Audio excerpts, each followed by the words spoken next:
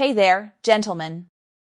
If you're in your 50s, 60s, or beyond, and you've started to notice that something about your intimate moments has shifted, specifically, if you feel the entire wave of pleasure that comes with climax, yet the seminal fluid you expect simply isn't there, then what I'm about to share matters enormously for you. Perhaps this happened to you a single time and it immediately planted a seed of anxiety that's refused to leave you alone. Or maybe it's something that keeps repeating, a private struggle you've kept to yourself, wrapped in embarrassment or a quiet dread about what it could mean for your health, your identity as a man, and the road ahead. My name is Dr. Narita, and I'm a urologist who has spent the last 12 years dedicated to men's health at every chapter of life.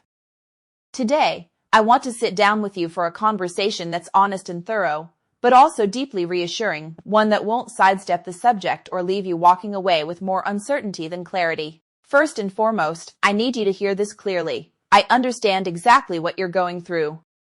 This shift your body is showing you is not proof that your manhood has run its course, nor is it some judgment on your value as a man. Look at it from a different angle. This isn't a breakdown. It's a precise signal your body is trying to communicate, and all that signal requires is that we translate it correctly. Keep watching, because over the next few minutes, we'll walk through the unexpected reasons behind this, the serious red flags you must never brush aside, and most importantly, the straightforward, treatable options that modern medicine provides to bring back your calm, your self-assurance, and your overall sense of wellness. Before we get into what's happening when fluid doesn't show up, let's take a brief, plain language walk through how this process is designed to function. Picture the reproductive system inside your body as a finely tuned musical ensemble. The testes generate sperm. The seminal vesicles supply the majority of the thick, nutrient-dense fluid. The prostate chips in with a protective, alkaline fluid that helps everything survive the trip ahead. All of these components come together and collect in the urethra, poised for release. The instant climax occurs, a set of muscles fires in a rapid, rhythmic pattern that pushes this combined fluid forward and outward. It's a swift, almost instantaneous event, the outcome of an intricate, perfectly coordinated dance between your nerves, glands, and muscles operating as one. Now here's something essential, gentlemen, and I really want this to sink in. Climax and ejaculation are two entirely different events. Climax is that intense wave of pleasure controlled by your brain and nervous system. Ejaculation, on the other hand, is the actual physical release of fluid. For most of your life, these two things have unfolded together so smoothly they felt like a single moment, but underneath, they're powered by completely separate systems. Grasping this difference is the very first step toward letting go of the fear and embarrassment that so often comes wrapped up in this experience. What we're zeroing in on today is known as dry ejaculation. This is the clinical name for when a man experiences the full sensation of climax but observes minimal or no fluid release. Patients often bring it up to me as an empty orgasm, and I can hear the bewilderment and frustration in their voice every time they say it. That disconnect between what's expected and what actually happens is what drives so much worry. And I truly understand why. You've spent your whole life associating a physical sign with this experience, a visible marker that something happened. But here's the crucial part. Your capacity to experience pleasure can stay entirely unaffected, since that's governed by your brain and nerves. What's changed is the mechanical delivery system. This does not mean your virility has faded away. It simply means that a portion of your body's internal plumbing has a specific, identifiable explanation behind the change, and in almost every case, it's something we can manage. Quick moment before we move into the leading causes. If you're finding value in this, tap that like button so YouTube knows this content is worth sharing. Hit subscribe to become part of our expanding community of men who are actively taking ownership of their health, and leave a comment letting me know where you're tuning in from around the globe. I love watching this brotherhood of support stretch across continents. It genuinely means a lot to me. Let's now unpack the 3 leading reasons behind dry ejaculation. Understanding the why is the first move toward feeling empowered and taking real action. Reason number 1. The gate isn't holding, retrograde ejaculation. The most frequent cause behind dry ejaculation is what's called retrograde ejaculation. Here's how it works biologically.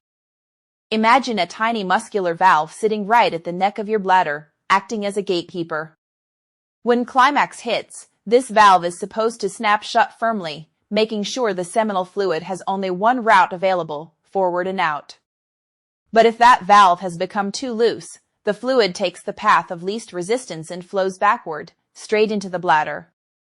You still feel the full rush of climax, but because no fluid actually exits, it registers as dry. One practical, non-alarming clue that this is what's happening is noticing your urine appears cloudier shortly after intimacy, since the fluid has now blended in with it.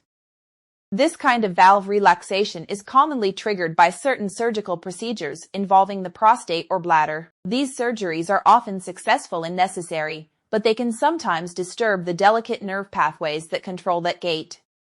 It's also a recognized side effect of certain medications prescribed for high blood pressure or an enlarged prostate.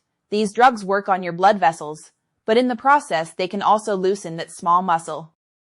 I recall one patient, a dignified man in his 60s, who was devastated after undergoing a successful prostate operation. He felt as though a piece of himself had disappeared. Once he understood that this was purely a mechanical shift, comparable to a traffic signal stuck on green, and that his desire and capacity for pleasure remained fully intact, the relief on his face was unmistakable. That same relief is within your reach too.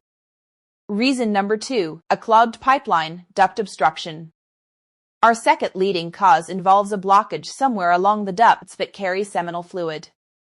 The underlying biology is fairly simple. The seminal vesicles and other glands are still producing fluid at a normal rate, but picture the small ducts as delivery tubes. When these tubes become obstructed, the fluid has nowhere to go. The amount released drops sharply or vanishes entirely, even though production behind the scenes is perfectly fine. These blockages often trace back to scar tissue left over from prior infections, such as a severe case of untreated prostatitis. In rarer situations, tiny calcifications, essentially small stones, can form and obstruct the pathway.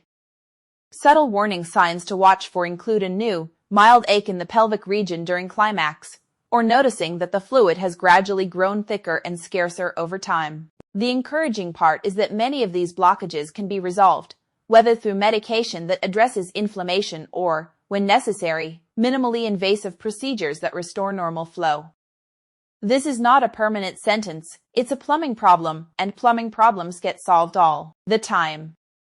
Reason number 3, running low on fuel, hormonal causes. The third major area worth examining is hormonal imbalance, particularly low testosterone. Here's the science behind it. Testosterone acts as the core fuel source for the entire male reproductive system. It doesn't just influence desire and sperm production, it's also essential for the seminal vesicles and prostate to function at full capacity, since these are the glands responsible for the majority of the fluid volume. When testosterone drops to a meaningfully lower level, the whole system begins to slow down. The effects can be significant. At first, you might simply notice a smaller volume of fluid. But as time goes on, this shortfall can also show up as a dip in libido, erections that aren't as firm, and a climax that feels noticeably less intense. Beyond the bedroom, many men report fatigue, shifts in mood, and a gradual loss of muscle mass. Fortunately, the path forward is clear. This condition is often labeled hypogonadism, a hormonal deficiency that responds well to treatment. Once a simple blood test confirms the shortfall, carefully monitored hormone replacement therapy can often restore not just fluid production, but also energy levels, desire, and overall quality of life. It would be a mistake to simply write this off as an inevitable part of aging. I've watched men in their 70s return to my office after treatment and describe feeling like they'd been handed a second chance at life. That's not an exaggeration. That's what happens when your hormone levels are properly corrected. While the majority of these cases turn out to be manageable, as your physician, I also have a responsibility to flag the more serious exceptions. Dry ejaculation can occasionally point towards something more significant, which is why it's important to pay close attention to any accompanying symptoms. Here's when you need to see a urologist right away. If dry ejaculation shows up suddenly, without any clear explanation, and especially if it comes with pain, blood present in urine or fluid, fever, or a loss of feeling in the genital region. Don't delay seeking care. These are warning signs that call for urgent evaluation. Certain neurological conditions such as Parkinson's disease, long-term uncontrolled diabetes, and in rare instances specific urological cancers, can all interfere with either the plumbing or the nerve signals involved in this process. I'm not sharing this to frighten you, I'm sharing it because catching things early makes all the difference. The men who fare best are consistently the ones who come in promptly, while treatment options are abundant and any damage still has the chance to be reversed. Beyond the physical side of things, we can't overlook the emotional weight this places on men. So many men link the presence of fluid directly to their sense of performance and masculinity. When that fluid disappears, feelings of inadequacy, anxiety, and frustration can quietly take hold. It becomes common for men to start pulling back from intimacy altogether, worried about being judged or feeling somehow less than whole. They withdraw from their partners. They stop initiating closeness. They suffer in silence rather than speaking up. Here's the emotional reassurance I want to offer you. The most powerful step toward breaking that cycle is knowledge paired with open conversation. Recognizing that this is a physical change, not a personal shortcoming, lifts an enormous burden off your shoulders. Your ability to feel pleasure, achieve erections, and experience genuine connection doesn't hinge entirely on whether fluid is present. Your intimate life can, and absolutely should, continue to be a source of real joy. I've personally witnessed marriages rescued simply because a man finally found the courage to open up to his doctor and his partner. I've seen confidence return. I've watched men look back into the mirror and genuinely recognize themselves once more. To bring this all together, I want to leave you with a clear, encouraging plan of action to help you regain control. First, don't dismiss it, get it checked out. If dry ejaculation appears suddenly or develops gradually over time, it's worth scheduling a visit with a urologist. In most cases, a simple medical history, a physical exam, and possibly a blood or urine test are all it takes to reach a clear diagnosis.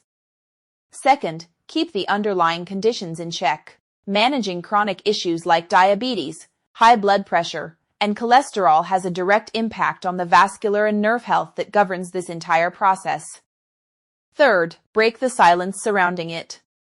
Speak candidly with both your partner and your physician. Opening up about what you're experiencing is genuinely freeing, and it clears the path toward real solutions. Remember, whether the answer turns out to be a medication adjustment or a specific medical treatment, professional guidance remains your strongest ally in restoring your confidence. To sum everything up, gentlemen, the absence of fluid during ejaculation does not spell the end of your intimate life, nor is it any kind of verdict on your masculinity. It's a message from your body, one that deserves to be listened to and properly investigated with professional guidance.